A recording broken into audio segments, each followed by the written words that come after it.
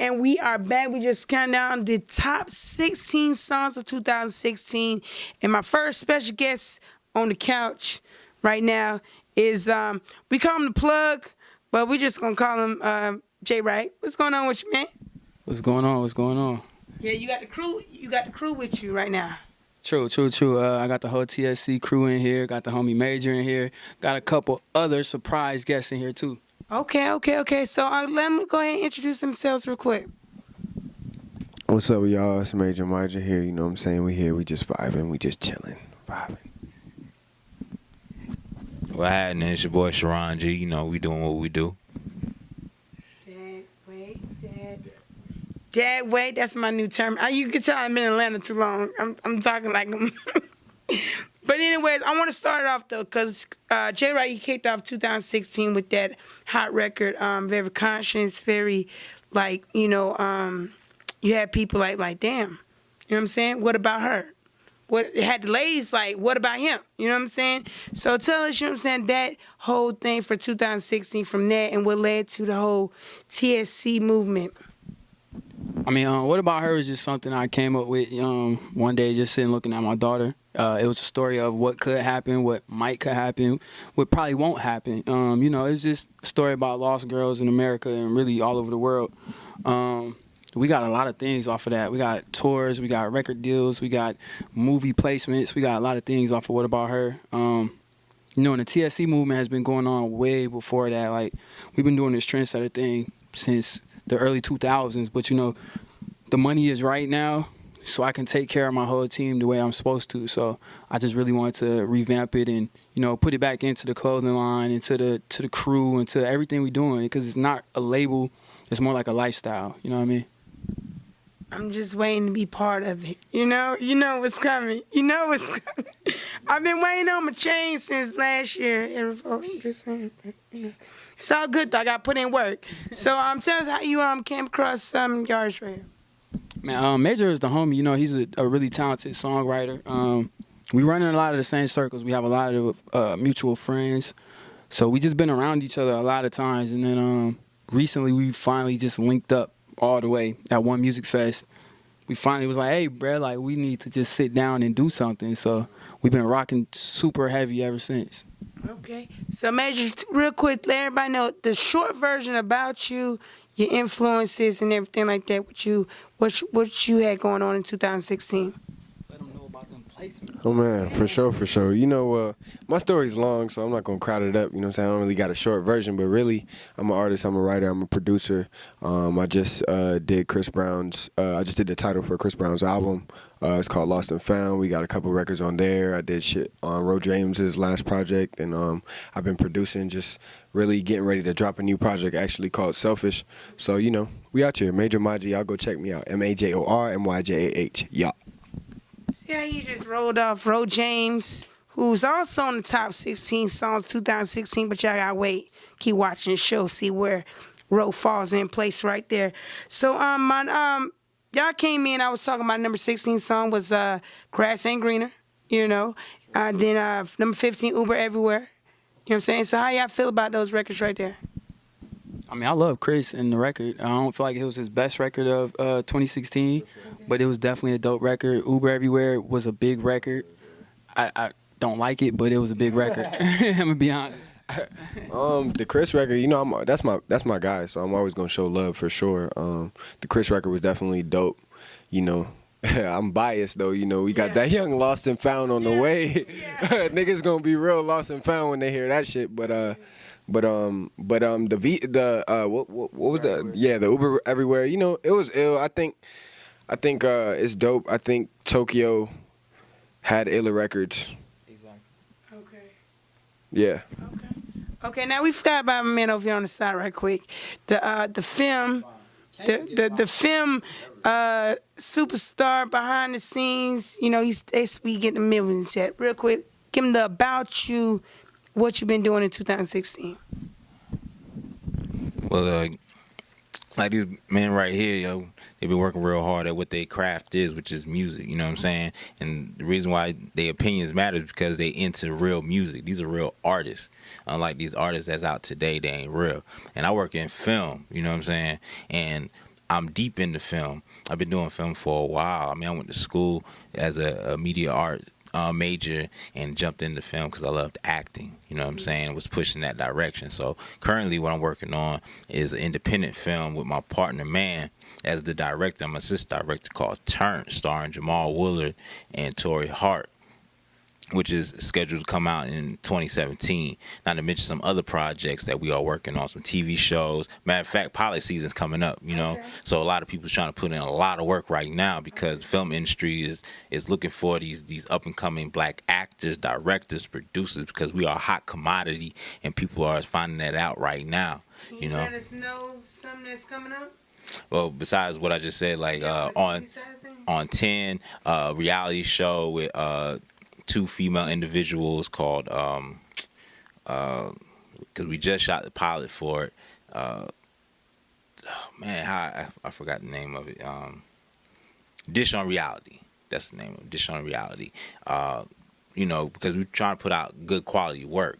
You know, same work that, you know, these other people are putting out, we are working on good quality work and we, you know, getting it out there. So that's what we currently working on, not to mention a couple of books that some black people have wrote that we are, you know, putting in the film. So, and getting some stuff in the Sundance also. Okay. You know, Okay. so that's what we're working on. We working. What's your thought on my first 16, 15? Chris Brown, Grass and Greener, and Uber Everywhere. Now with Chris, I like Chris. I've always liked Chris. Chris is an artist. Okay. He's an artist. I deal with artists. You know what I'm saying? The Uber Everywhere thing, it's a fad. You know what I'm saying? It's cool. You know what I'm saying? That's what they like. That's what they like. That's cool. But I'm more about the real music, Okay. not the fad. You know, I want to hear something that's long lasting, longevity. You feel me? Okay. I have a question. Why Grass Ain't Greener for number 16? Because like not to say that I don't like the record or Chris or any of that, but it wasn't really like one of the biggest records of 2016 at all. Really? How I chose these records, I went off of strictly the radio because this show is an extension from my radio show. I do a top 5 countdown on the radio show, and then at the end of the year, I do a top, you know, countdown of the big records on the radio. So these songs are, the radio records like that. So then the Wrist T record wasn't like a bigger record?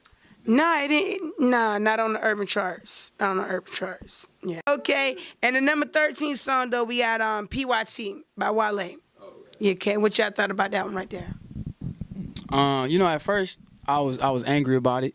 I didn't like the Mike Jackson influence. I really didn't. I felt like he wasn't the artist to do it. Okay. But it played so much that it grew on me. So Okay. that's all I'll say. And shout out to Wale for that record, that Groundhog's Day. Okay. That was the joint with like Tyga on the hook or something, right? No. Sam Sneak. Yeah, that was the where he did the Mike Jackson. I like heard it once or twice, and I'm not sure. I'm not gonna give a review on something I don't know. I do. I like Wale. I like what he brings. He's a real artist. He's a real artist. Okay. I agree. You know, he got lyrics. He sticks to. He loves his black culture. That's one thing I love about it. If you ever pay attention to his music videos, the type of females he put in it, you know, he pays attention and he puts out good quality work. I like that. Okay. I like that about my artist, you know what I'm saying? And Wale's that type of dude, you know what I'm saying? So I can't help but respect that. And, you know, he puts out his heart. He puts his music and his heart all in the same place. So I do. I like that. I was tripping though, cause my first list I forgot about him, but I got him on the final. I got him on the final right there. So 2016, for all of y'all? What's your favorite moment and the thing that you learned? You know, a lesson learned in 2016. Favorite moment and lesson learned in 2016. My favorite moment of 2016 is so many amazing ones. Jeez, that's like the hardest question in the world. My favorite moment of 365 days, This year was a year. this year was The crazy. top 3 things that happened in 2016. Oh my goodness. Barbershop 3. Nah, Barbershop 3 don't even come close. Okay. And that was a Selma? beautiful experience. Selma was my, you know what, I'll just leave that at that. Yeah. Selma was my biggest experience. Like my favorite moment of 2016. I got to lead the Jubilee, like the I don't know if y'all know about Selma, but every year they reenact what happened in Selma and they rewalk the bridge. I actually got to lead it this year. Oh wow. So I had like hundreds of thousands of people behind me. Last year, Obama and Oprah were the people that led it. This year, they let me do it. So like, and I stopped and took a photo in the middle of the bridge. I was like, I'm gonna do this for y'all, but I need to take a picture in the middle of the bridge with everybody behind me. So that was my top moment of 2016 and maybe of my life, because that was so powerful. And then what was the second question? Lesson learned. Lesson learned, man. I just learned that you have to be prepared for the blessings that are coming your way. Like you gotta really put in the work, and then be ready for the blessings that come after you put in the work. I put out What About Her, and I wasn't really ready for the blessings that came behind it. So that was my lesson learned for 2016. 48 hours, it hit like 1 million, right? Yeah, in 48 hours we did 1 million views. Like it was crazy. So I wasn't prepared for it. So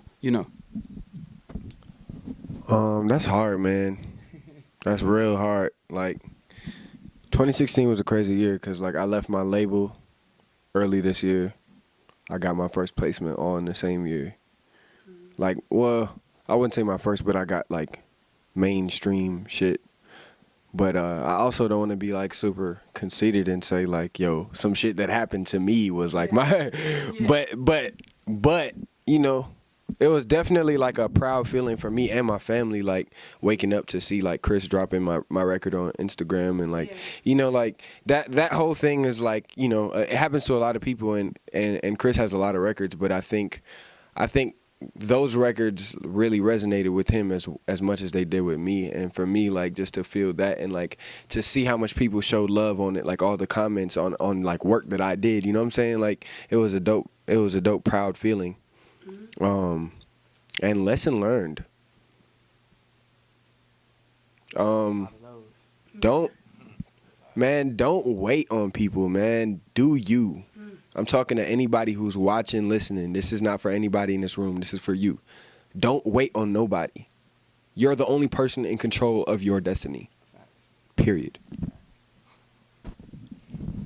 Man, this has been like a roller coaster year, in all honesty. You know, a lot of ups, a lot of downs, for real. But good things is like really getting to work on independently what I wanted to work on, like getting to do what I really wanted to do. You know what I'm saying? Something that was really a part of me, and it feels good to accomplish things that are you, you know, and really to not fall into the BS, like never fall into it, like always be yourself. That's a big thing. A lot of people are always trying to be somebody else or like somebody else or what they see. Like in reality, just be you. You know what I'm saying? Be you. Be honest to you. If you ain't honest to yourself, you can't be honest to nothing else. Major key. Major key alert. Major key. For real though. Talk alert. Hey, for real though. You know what I'm saying? And learning that, like doing what is right. You know what I'm saying? Even if it seemed wrong, always doing what is right, because great things are gonna come to you regardless. You know what I'm saying? So always stick to your guns, stick to what you know, and stick to who you are, and everything else is just gonna fall into place. That's basically it. I got one more thing. No, I just want to say, don't take life for granted either. That's another major thing that we just learned firsthand. Like, don't take life for granted. Somebody could be here today, literally, with you, and gone tomorrow. So if these are your homies, make sure you tell all your people you love them. Don't be afraid to show love, because nothing is promised. None of us are promised to be here tomorrow.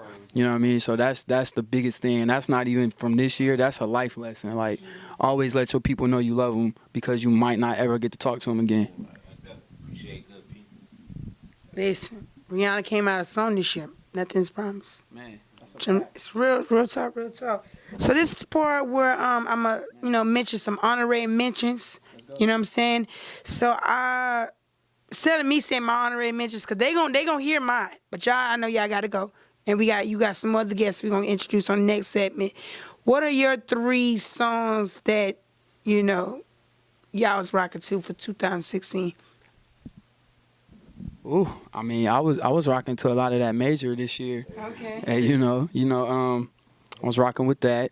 I was rocking with that Joyner Lucas "I'm Sorry" record. Like, that to me, that was the most powerful record of 2016. If y'all haven't checked it out, check it out. And then, you know, of course, I was rocking with the What About Her. Of course, no question asked. Hey, straight up. What about her? Straight up. What about him though? The remix. I ask him that like every day. Yeah. That's what he be saying, like, what about him? Remix. Shit, might have to do it one time. Who would you get on the remix? This guy. Oh, okay. For sure. I would definitely kill that shit. Y'all go check out Aaron Ray. Aaron Ray is one of my homies. He lives in LA. He dropped a project this year. My favorite song on it is called I don't remember the. Just go check out Aaron Ray. Go check out the project. The project is called Phases. Go get that joint. Listen to Myjah. That's it. And listen to this kid right here, bro. That's all you need to hear about. TSC. That's all you need. That's all you need. Well, I've been rocking to, of course, my boys right here.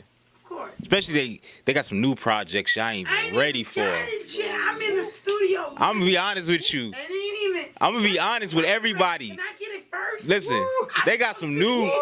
They got some new heat. They got some heat though that's like it's needed. Like it's needed. I'm supposed to be DJ. I can't even lie. I ain't even got it. It's needed, right? But I've been rocking with like the Internet, Ego Death album. Okay. You know what I'm saying? I like the album a lot. Like I like the feel of the album. I like what they about. Like you know what I'm saying? Like I don't even know how I stumbled upon it. I was just randomly on YouTube and heard one song and was like, yo, okay, let me listen to something else. Like, Yeah. where they been? Soundtrack type music. Yeah, I was like, where they been? So I was like, okay, I'm dealing with that. And this other crew. I might mess their name up. It's like Campbell, Jumbo. I can't. But they dope. I can't Find them, they do. Right, yeah. If you can find them, Yeah. they got some dope songs. I mean, I can't remember the name. Jumbo. Yeah, Yumbo. It's like something like Yumbo, but yeah, but they got some dope songs. Matter of fact, they did like a cover to Hey Y'all, so it sounded like super dope, like on some acoustic type feel. So I'm dealing with like a lot of that, but like a lot of new artist stuff I ain't do. Oh, shout out J. Cole. He dropped Hey, he cut his hair, y'all. So you can now say. But I ain't talking about this. I hate the fact that she jumped into that. But what I'm saying is, I hate the fact that she did that. look. That's why. But He cut the hair. I had to say because yo, he went out the artists that we really ain't feeling that really do suck. But he was honest enough to come out like, look, I'm tired of this. I'm tired of seeing this type of stuff. Hey, I feel you, J. Cole. I feel you. We in the same boat. I'm glad you came. I'm glad you came out and wasn't scared to do what you need to do. So, hey, I'm rocking with J. Cole, what he just did. You feel me? Okay. That's what's up. Say something real quick. Yeah. Yeah, I mean, the original question was the 3 songs thing, but I think nowadays, like, it's very important for people to get out and listen to projects because, you know, like, especially for me and this kid, Jay Wright, right here, like, we really put our heart into this music. Like, we spend money, we spend bread on studio equipment, like, and it's not about money. Like, we spend time, which we don't get back. Like, you know what I'm saying? That's the biggest currency. So at the end of the day, like, we put our heart and our soul into this music, and it's not the most important thing on the face of the planet. But, you know, I think, like, for young fans and people who are viewing and listening, like, man, go check out the projects. Go listen down 1 to 12 or 1 to 14. You know what I'm saying? Listen to the whole project and really vibe to that shit and like feel where we're coming from, because that's really all it is. We just want people to feel where we're coming from. I'm gonna ask you this as a producer, because you know this year it's been a lot of records that took from the past and bring it back. Hashtag sampling. Well, how do you feel about that as a producer? You know what I'm saying, the sample thing. I think it's dope. I think it's dope, and then some people overdo it. Like. Give us an example. Who's dope and who overdid it? Oh, she want me to. Down fired. Man, I'm not a firer, bro. You feel me? Like, You don't do it, I'll do it. I don't. You know, we know he would do it. We know he would do no it. fucks. He actually probably knows more than me because honestly, like, I don't listen to niggas, bro. Okay. But I will say, like, I think it's dope for some people to sample and like take a certain sound and a feel and you know have that inspire a song versus like taking people's whole swag and just redoing it. Don't do that. Don't take my swag and redo it. So we're gonna let him say it. Go ahead, call him out. Yo, Go ahead, yo, call him out. Yo, it was real dope when Tiller did it. It was real whack when Drake followed behind it. I said it, That's it. and I don't give a damn. That's it. That's it. I mean, when you blatantly imitate something, I really don't respect it. And Drake is one of the most talented artists we've ever seen. But when you blatantly start jacking people's styles and just say, fuck that nigga, I'm going to do it, then I start thinking it's whack. But shout out to everybody. If you sampling something, do it because it inspires you, not because you just trying to ride the wave. That part right there. So we're going to take a quick break. And when we come back, Jay Wright's going to introduce his two other people in the crew.